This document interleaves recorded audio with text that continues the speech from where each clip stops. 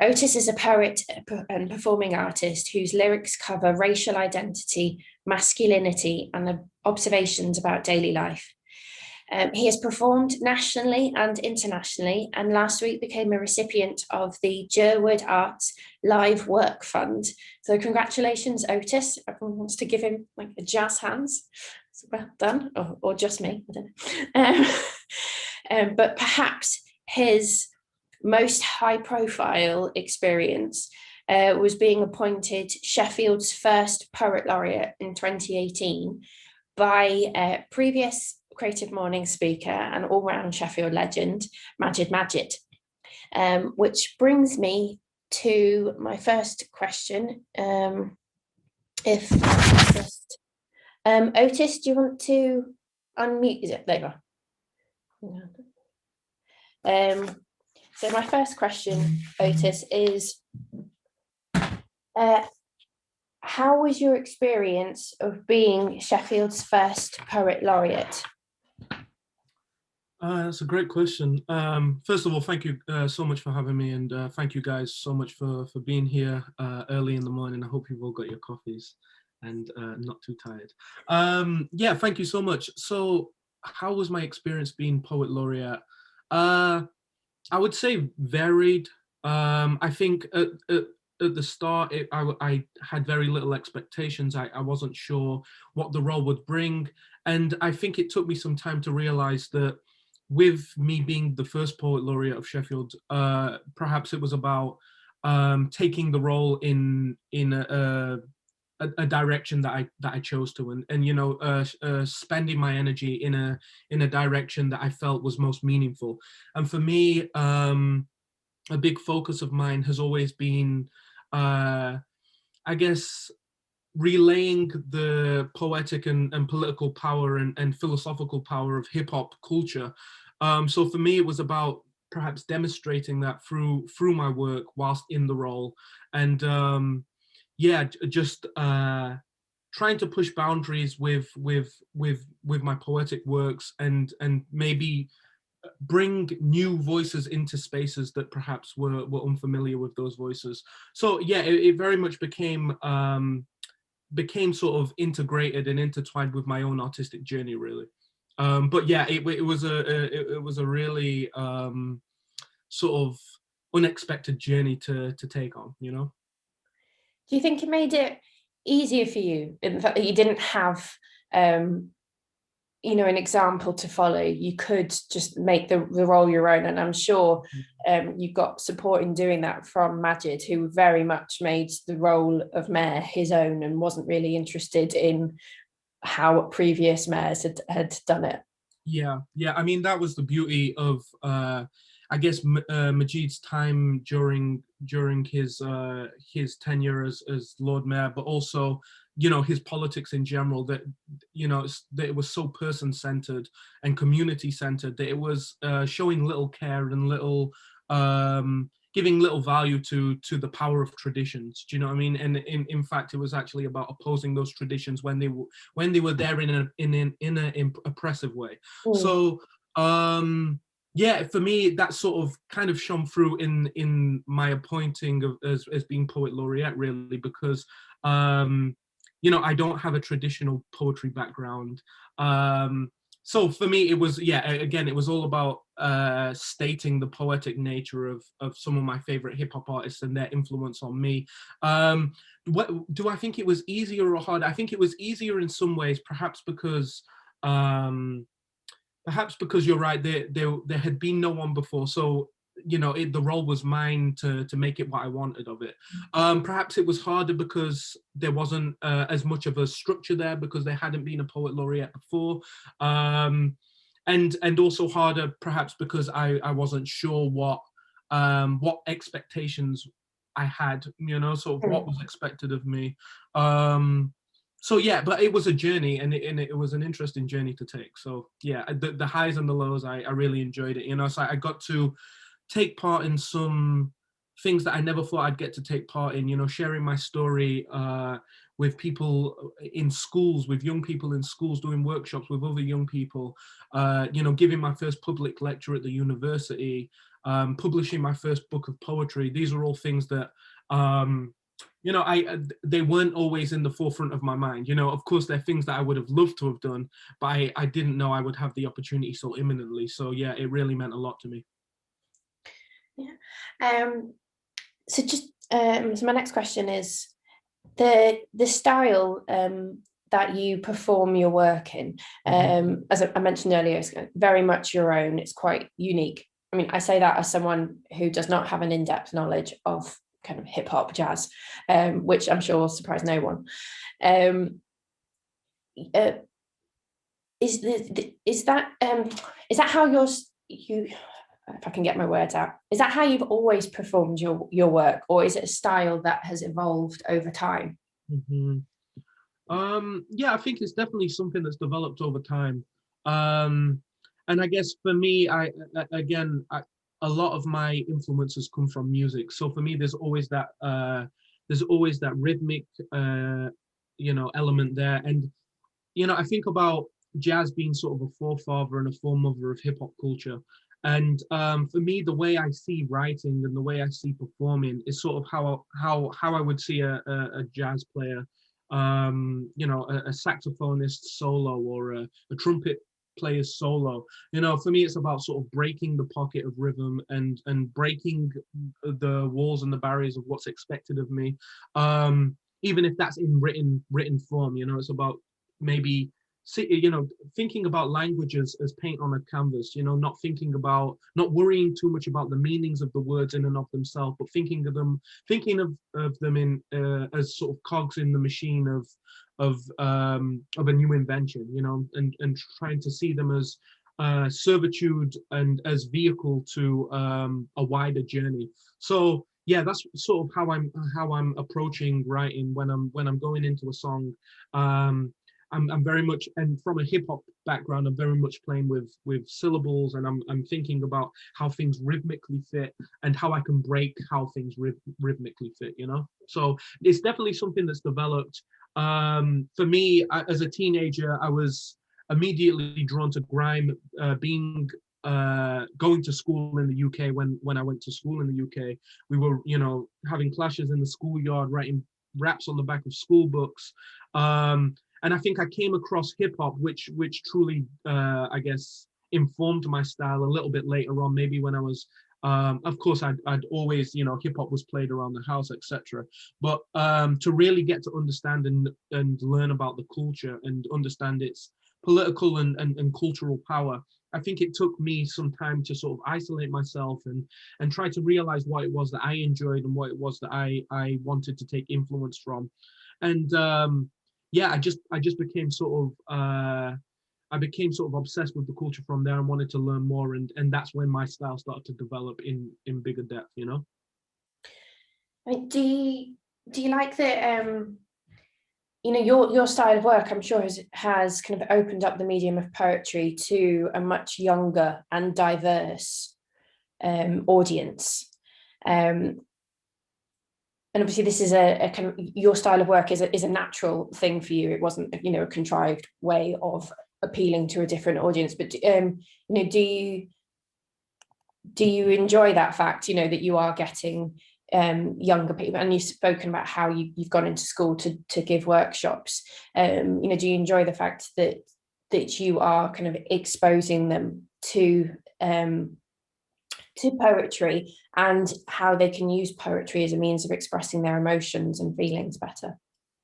Yeah, I mean, definitely, that's definitely always been a part of my journey, even before sort of the role of poet laureate, is to sort of, as I said, reign home on the poetic and intellectual property of hip hop culture. I wouldn't say that a part of the journey is letting young people know that poetry, poetry isn't to sort of open the door for poetry in their minds per se, but more so to let them know that probably the poetry that they're already engaging in and that they're already listening to is poetry.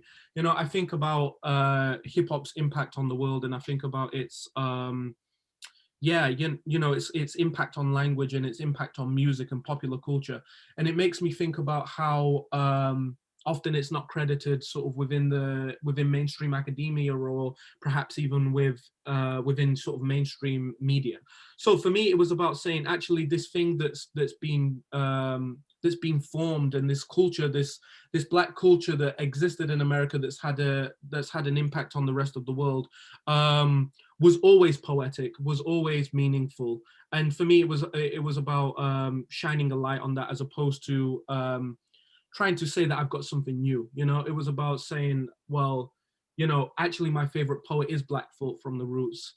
And you know, actually, when I was in school, perhaps I didn't connect to, let's say, the work of Shakespeare, but I did connect to what I was hearing in hip hop. It did resonate with me, and I feel that there's a practical power in that. You know, I like to see hip hop as what I call a folk art, and I call it that because I feel that it's of the people, it's of the folk, it's of everyday people. It's got the intentions of a community in and of its sort of essence.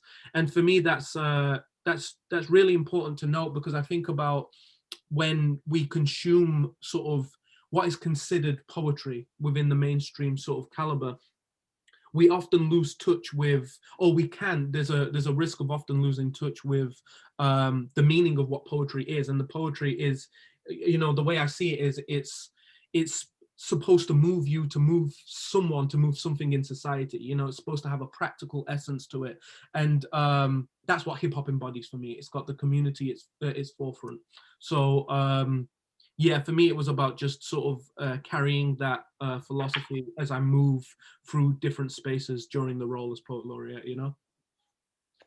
Um, and you have spoken in the past about how you use your art as a means of therapy for yourself, as a way to express and process some of your thoughts and feelings. Mhm. Um, do you write them kind of mainly as a means of personal expression, or are you hoping that the listener, um, will understand the lyrics and will find some solace in them? They'll resonate with them.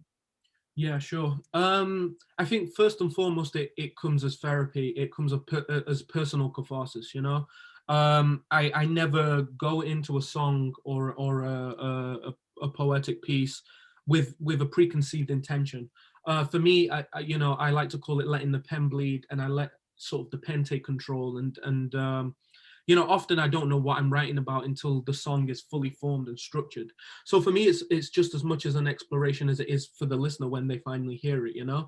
And I guess that's why I like to call it introspective documentarianism. I like to think of the process that a filmmaker would take of making a documentary. You know, it's somewhat social, it's somewhat external. It's about the outer world, what they see in the outer world, what they experience, what they can capture from the outer world. I like to think about for me personally, I like to think about taking that process and turning it inward, and thinking about what I would discover if I was to make a documentary out of in my own personal introspection. So for me, yeah, I don't really have a preconceived intention.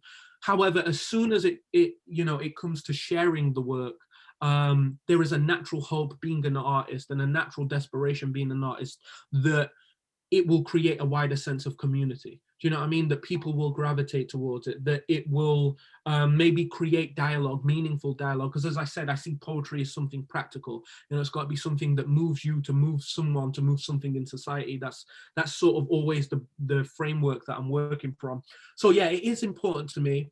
However, I am also considering how um, it's also important and imperative for me to see hip hop as a poetic form of expression. As, I guess, though we spoke about it as being a folk art, there is a high form of art. You know, I do appreciate the art of album making. I do appreciate the art of rap, the art of lyricism, and I like to say that because, you know, time and time again, that's been devalued or decredited, or hip hop has been seen as something unintellectual or uncivilized, of course informed by white supremacy and racism, you know, that is seeped into the culture. Seeped into the perception of the culture. So for me, it's also about not watering down my intentions. And for me, I get great fun from sort of, I guess, poetic coding, and sort of, you know, not always being explicit, being encryptive, and that's sort of naturally being dyslexic. As a dyslexic artist, that's sort of naturally how my mind works. Sometimes I write things that are a little more complicated than they perhaps need to be, but that's okay because it's art, and it would, you know, it would hurt me if I was to sort of water that down and devalue it. Yeah. Okay. Very thorough answer. That one. Just a reminder, if anyone has any questions that they want to ask Otis at the end, because I forgot to say kind of at the start of this, if you can put the questions through on the chat. Okay.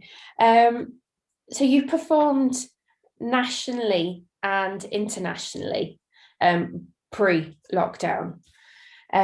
And after the events of last year, with all your upcoming performances being cancelled, which I'm sure must have been a shock to the system, how have you adapted and been able to find inspiration to create more work, you know, when your routine has been interrupted so much, and you know, you haven't perhaps been able to go to the same places or meet the people that would have inspired you previously? Mm-hmm. That's a very good question. It's been a turbulent journey to try and achieve any solace or any stability. Yeah, I think at the start, you know, there was a natural sense of sort of heaviness and depression and melancholy, because a lot of my sense of purpose comes from performing live, you know, seeing these ideas and thoughts manifested with that tangible emotional exchange that happens uniquely at a live show. You know, that's really important for me. And I guess it's also a way of me measuring how whether I'm growing or not as an artist, you know, how well my career is going. You know, maybe there's 10 people at another show, and then the next show there's 20 people, and I can sort of measure it and know where to go next. So it was naturally like the diminishing of a internal compass, you know, so a sort of like a temporary diminishing of my internal compass. So it was hard, but I think for me, I have to remind myself that I'm in an extremely privileged and blessed situation, that I've got food in the fridge, that I've got shelter over my head, that none of my family is sick. And for me, I find, I guess, gratitude and inspiration in that, especially in such a dire time. I think we can all get wrapped up in our sort of own losses, and they are important, you know, not to devalue and decredit anyone's losses. They are very important, and my loss as a performer is important.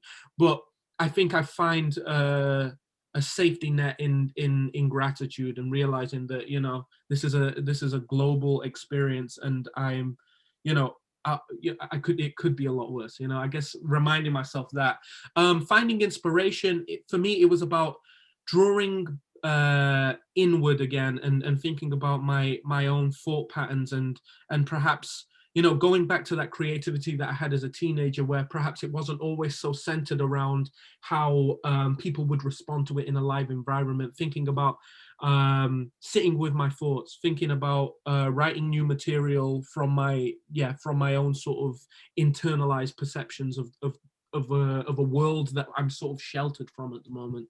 So it's tricky, and every day I'm trying to figure out new ways to be creative. But I guess one of the most important things that I've had to remind myself is to not sort of not be too hard on myself, and to not fall to the sort of capitalist ideology that we must be productive all the time. For me, it's important to realize that creativity is naturally something that comes from your experience and your relationship with the world. Do you know what I mean? And its environment. So if something is sort of acting as a barrier between that, it's I'm trying to learn that I shouldn't beat myself up for not being able to be 100% productive all the time, you know? Mm. Yeah, I think I remember there were a lot of discussions in the first lockdown about how, you know, some people found it nice, you know, that the treadmill just kind of stopped. Mm-hmm. And there was that peace and that stillness, and people were enjoying the break and having a bit of time to do other things. But I think kind of this year it started to get a bit of a point where people are starting to feel a bit creatively blocked, Mm-hmm. because like in January, I think there didn't look like there was light at the end of the tunnel. And I think when you're creative, you can be creative on your own to a point, and then you do kind of need that outside influence as well, to help feed that. So it's been, I think overall this last year has been a struggle for a lot of creatives, and I personally kind of understand what you mean about when you say, how you get your energy from performing in front of people. I mean, I only hosted 2 events in person before lockdown happened. But I did enjoy them. I did enjoy the energy of other people being there and and chatting to new people each month. And it's a completely different beast running these things online, and when we do our best to try and make them engaging, but it's much harder to tell whether people are enjoying things or to read people's emotions, but when it's on a screen. But yeah, that's my bit. So your project Otis Mensah exists, that you've been working on over lockdown. Can you tell us a bit more about that? Yeah, sure. So I guess the project came about from a shift in perspective. I guess relaying back to the question that you just asked me about the creative process. For me, the way I've justified my creativity and sharing my ideas has always been what I like to call the poetic power of vulnerability. And essentially, in a nutshell, is that in this personal catharsis, this personal therapy, what I'm able to achieve is a sort of sense of community. The fact that I shared something and that someone might be able to relate, and we both feel less alone in and of that situation. And I guess that's what a lot of my favorite artists did for me as a teenager growing up. Someone like Kid Cudi expressing their depression and anxiety made me feel less alone in that situation. So for me, it was about justifying my personal catharsis, sharing my personal catharsis through the community, the communitative and community power that sort of you engage with during that. However, I started to think a little bit more critically about the idea of vulnerability, and I realized that perhaps it could have been usurped in my mind by, I guess, capitalist conditioning, and I started to think that perhaps am I truly being vulnerable for being vulnerable's sake, or is it about relating to more people so I can gain more fans, so I can have a bigger career? So I'm not saying that this was happening per se, but I wanted to be cautious of that and make sure that wasn't a guiding principle to my art. Do you know what I mean? So I had to think about, well, how can I be authentic? And I don't mean to use it in a politicized way, but how can I be true to self? And for me, I had to acknowledge that the reason why I'm creating in and of this moment isn't necessarily for the benefit of a wider community. Perhaps it's for documenting my own existence. Perhaps it means something for me to just say, these were my ideas, these were my thoughts, this is who I am, and these will exist beyond me. A sort of like post-mortem existence, if you will, especially in a time where our mortality, of course, we're always mortal, but in a time where our mortality feels closer and more imminent than ever with the global pandemic, and outside of the global pandemic, what's going on a political and social level in our society. So yeah, for me, it was about documenting my existence there from there forth, and yeah, that's what the Otis Mensah Exist project became about. If anyone wants to check it out, Joe shared a link a bit earlier on to Otis's YouTube channel, and you can see them on there, and the fabulous illustrations by Jim Spenlove, who's so we collaborated with a Sheffield-based artist called Jim Spenlove, and I really wanted to sort of engage with animation. I guess hip hop has a long relationship with animation and sort of rapper collaborating with an animator sort of dynamic. So I really want to get involved with that, and yeah, it was sort of an interesting way to sort of paint the stories that were going on inwards, especially in a time where we can't physically go outside. You know, I can't physically make a music video as easy as I would before. So it was nice to think about the creative process on a solely internal level. I actually released a new single from the series yesterday, so I'll post a link to that in the chat. And if anybody enjoys it, feel free to share it with a fellow internet friend and leave a comment. Yeah. So I think my last question was, you touched on it in that, but hopefully in years, decades to come, kind of what would you like your legacy to be? How would you like to be remembered now, you know, that you're thinking about documenting your existence? Yeah, I mean, I think in the past I would have given you a very sort of you know, aiming to be revolutionary, uh, you know, idea for what I want my legacy to be. But I think, you know, thinking about sort of being radically honest, thinking about truly being vulnerable outside of the usurping of capitalism. For me, I have to say that it is about me documenting my own story and being a fellow folk of my community. You know, as a hip hop artist, as a black mixed race person, as a person, a northern person of Sheffield, it's about documenting my existence really, and yeah, I guess carrying my story, and the legacy would be whatever people are able to excavate from that, you know. If anything though, if anything, I would like to shake the norm, you know. I would like to shake our social norms. I would like to shake this system of capitalism that we're in, even if it's just in idea and in thought. Like I said, I see poetry as something practical, something that moves you to move something, to move someone, to move something in society. So if I've done that, you know, I can rest with tranquility. And I asked, would you be okay with maybe performing a little something for us, Yeah, a sure. treat for our attendees for getting up so early? Yeah, definitely. Yeah, definitely. Definitely. That's a reward that's well deserved. It was very hard to get up this morning, so I appreciate you guys being here.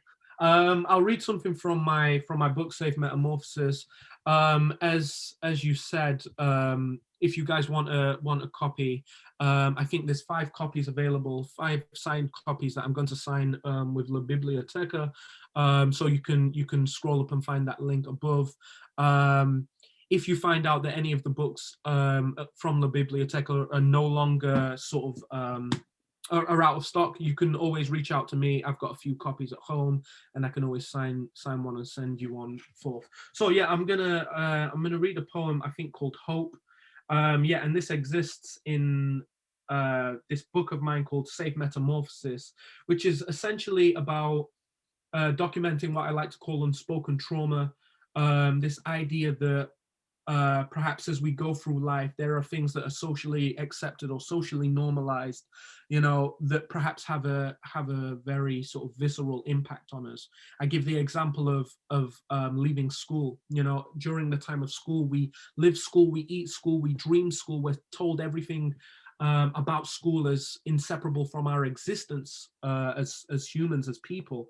Only for us to then be sort of ripped apart from the idea of school and told to sort of move on and I guess be prepared for the working world. And I think about what that does to our psyche. I think about these identity building states, what happens when we're pulled from them and we don't acknowledge the ripple in our psyche and in our sort of emotional framework and sort of internal database. So yeah, that's what the book is about.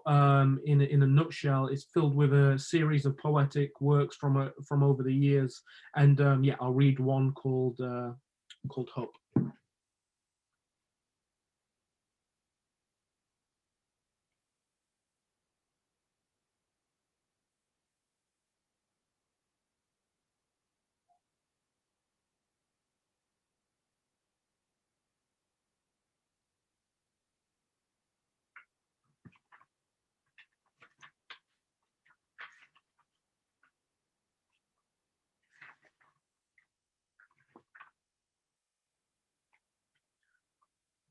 So the book isn't actually that long, but I somehow can't find my own poem. So give me a second. It's really not that long, but yeah, somehow. I'll try and fill. Sophie, we've got some questions already there waiting. So if anyone has any other questions that they'd like to ask Otis, on easy, I think we can all agree Otis covered a lot with all of his answers. Okay, cool. So yeah, turns out I'm performing a poem called Shifting Sands, and I got the titles mixed up. Yeah, it's been a minute since revisiting the book, so yeah, forgive me. Touch ground like a new man, old friend full of old demons. Not sure that I'll exercise them. Head down at a cold zenith. Not sure that I know myself, but assured you don't know me either. Yet you're surprised at that advice that you comprise depleted. I can't surmise that all the words that leave your lips aren't lies.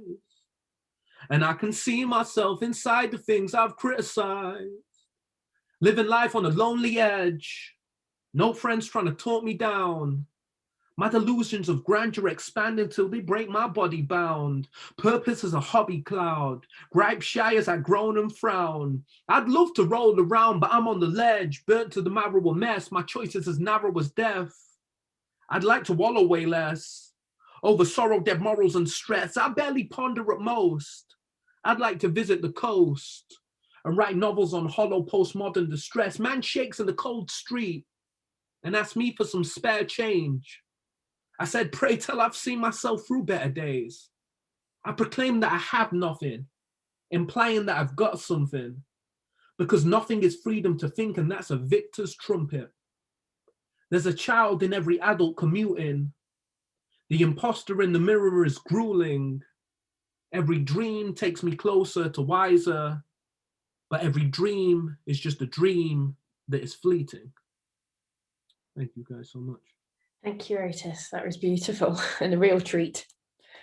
I think over to the Q&A now. Joe, if you want to direct people, I think maybe start with our Lucy. Lucy's asked a question. Yep, so if Lucy wants to unmute herself and ask the question.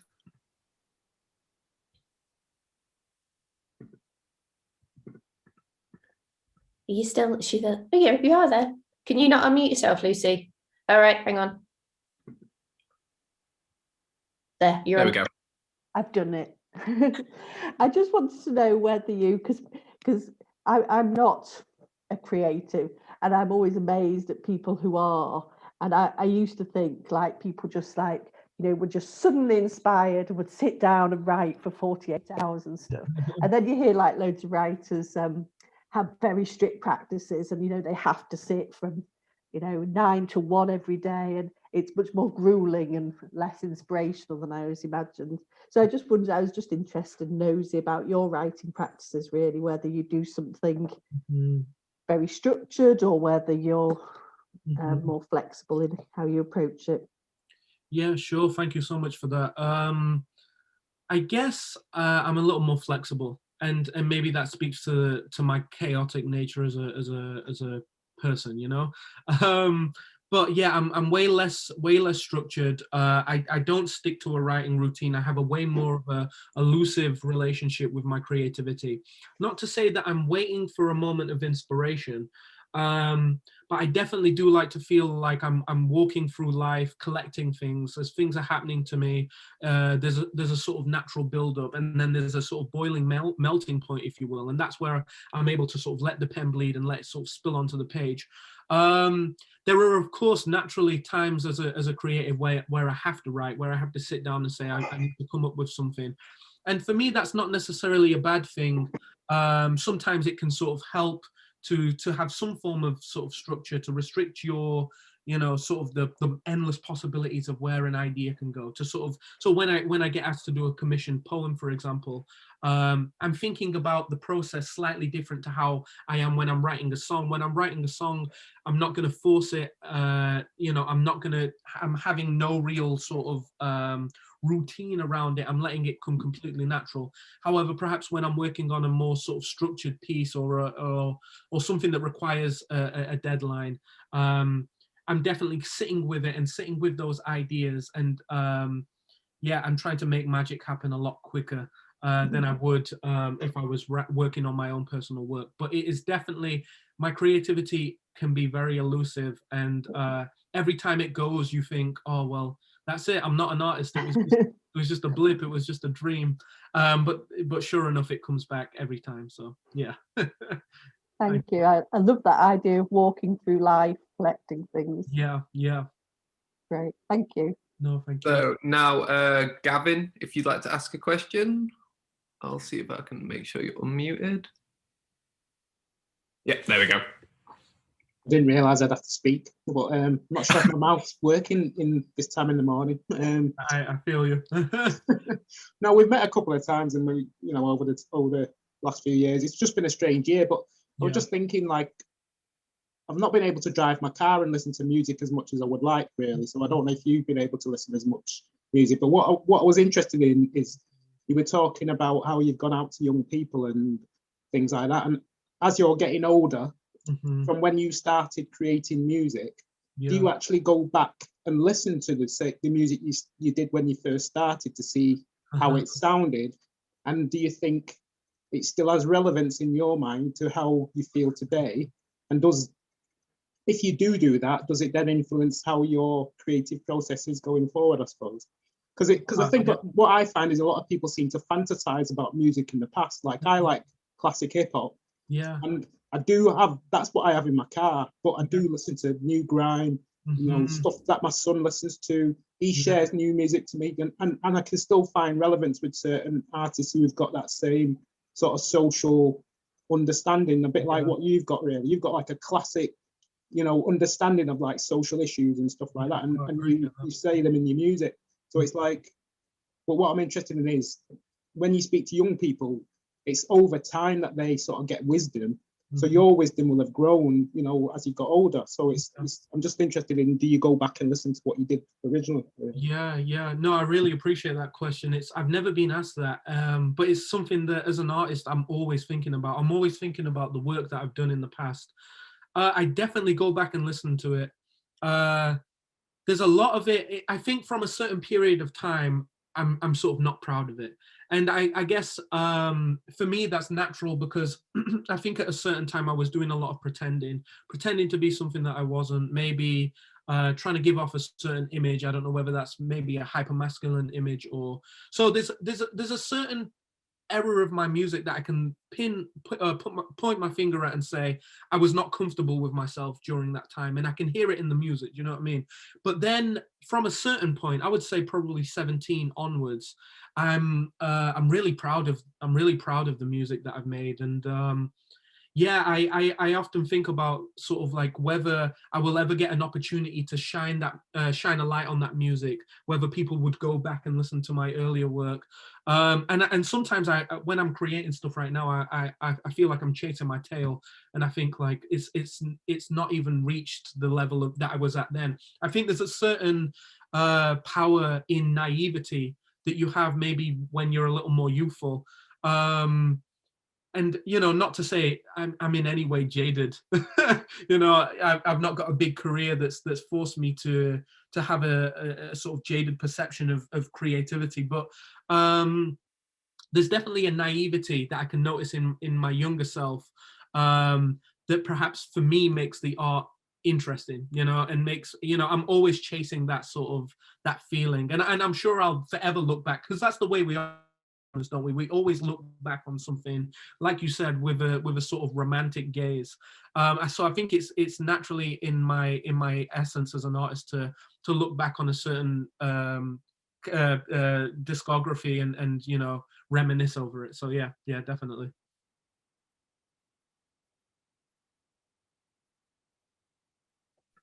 Sorry, I was muted. Does anyone else have any questions? I think Ed Tinnett. He's disappeared. He's disappeared. I can see him. What? He's got a hat on. Hello, Ed. If you want to. Sorry. If you want to ask your question, can you unmute yourself? Yeah, hello. I know I've lost my question now. So when you were crafting a Safe Metamorphosis, was it kind of a different process knowing that it was going to be a physical copy? Like, what was it kind of similar to how you'd usually write to this, or was it like a completely different process because you knew it was going to be for print? Like, how was that transition? Was it easy, or was it like obstacles? Yeah, that's a great question. There was some obstacles. I think the idea, there was a natural fear of having to think about the editing process. For me, I don't edit my work. I write it and I step away from it, and that's the finished product to me. So of course, working with a publisher means working with an editor. So yeah, it came with some natural sort of fears and apprehensions, but I actually found it surprisingly fun and sort of filled with a sort of new passion and zest, really. So for me, like, it was all about defining the concept of the book. Once I'd sort of got this idea of safe metamorphosis, which I guess, was informed by many things, but I think about the example that's in the forefront of my head is sort of Kafka's Metamorphosis, and, thinking about this idea of it somehow relates to our global pandemic, if you will, this sort of person being trapped with their sort of inner workings and, going through this inner transformation from person to beetle or person to insect. I sort of started to think about life like that. And once I had that concept, I was able to see that concept in and of different poetic works that I'd already created, but also see the hindsight and the foresight for writing new work. So that the concept sort of glued it all together and made things that perhaps sometimes would seem separate and disjointed, having harmony and standing together as a choir of written work. It was my first real attempt at written work on page. I've of course written things down and submitted it, maybe had it in magazines or submitted things to poetry competitions, but this was my first having a tangible book in front of me, so it was definitely something special. And but yeah, to be honest, I found it quite freeing to sort of have these ideas that were sort of looming around my head, these pieces that were sort of ruminating, to sort of sit in this sort of physical thing that's in front of me that I can look at and say, this is a part of my legacy, or this is, we spoke about documenting existence, like this is my existence documented in physical form, so thinking about artifacts that have lived before us, it was freeing to know that perhaps I have my own artifact now. Yeah.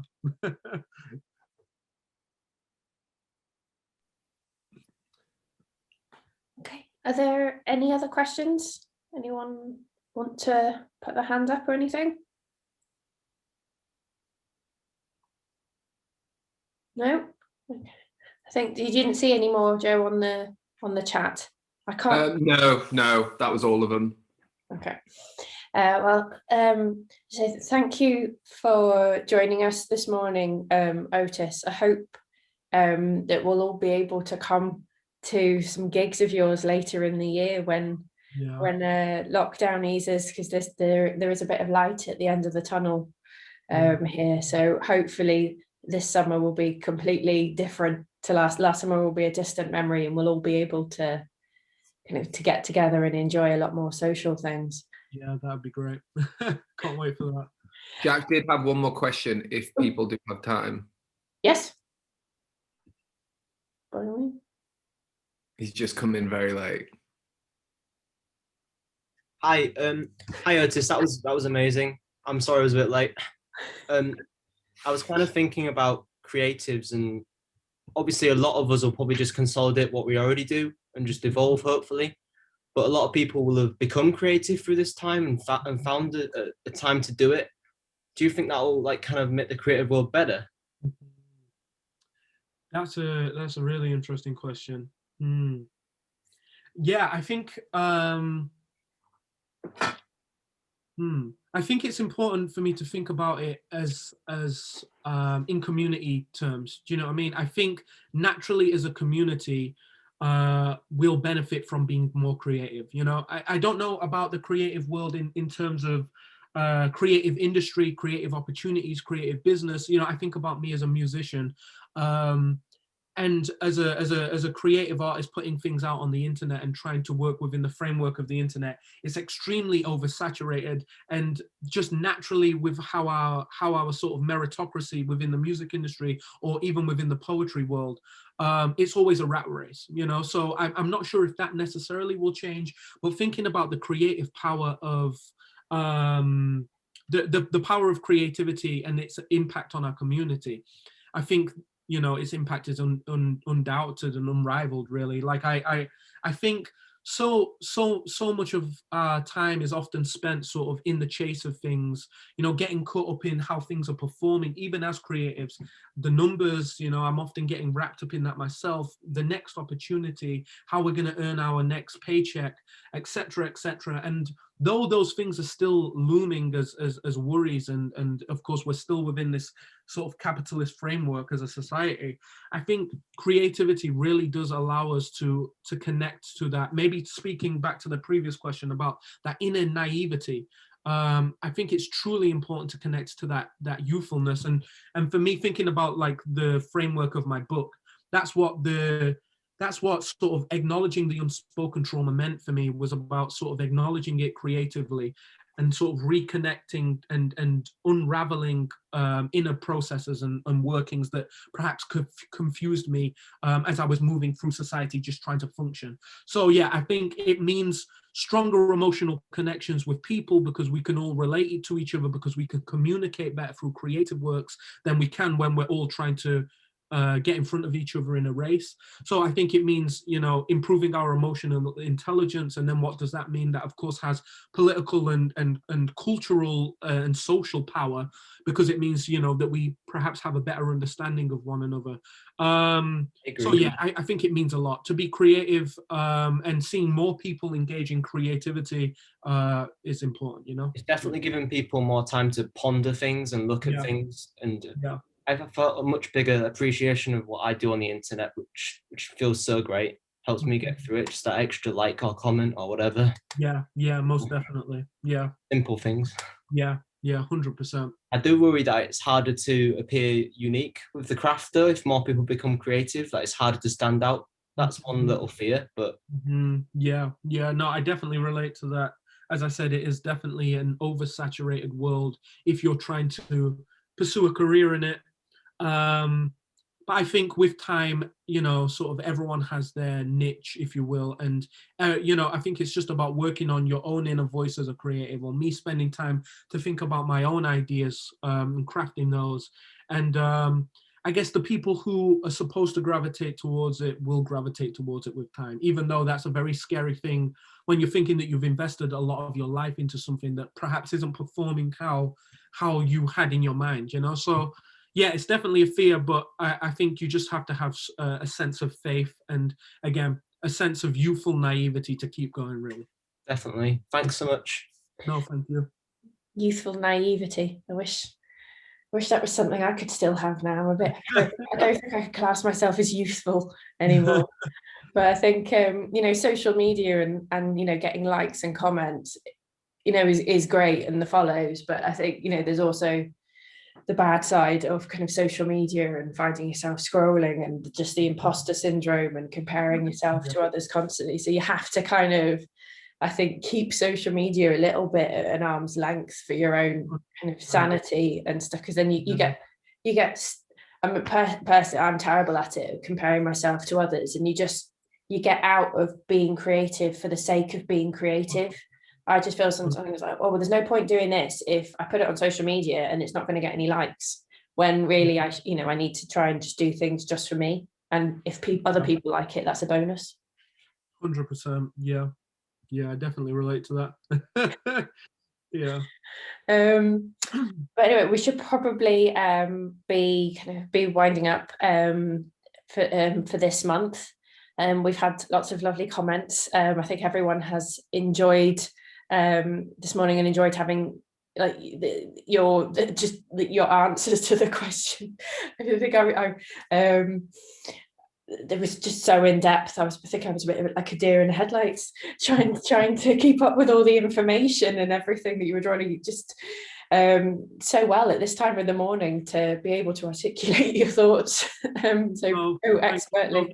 Yeah, thank you so much for having me. And again, I really appreciate all of you guys being here and sort of engaging with these ideas and these thoughts. Yeah, it really means the world to me. Just noticing a question in the chat. I will definitely be planning more performances as soon as there's an opportunity to. Yeah, I miss live shows in the real very much. So yeah, I'll post about it on social media. Sort of, I'll be yeah, and also if anybody is intrigued, I'll post a link to my website just here so it's fresh. There's a mailing list on my website. If any of you are intrigued, it's got all of Otis Mensah exists there.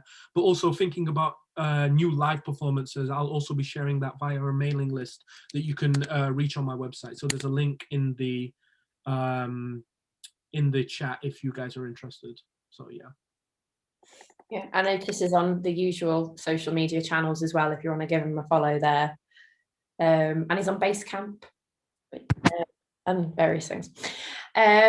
So just again say thank you for joining us, Otis. It's been a real pleasure to have you. You've been on our wish list, I think, since Penny was host for a while.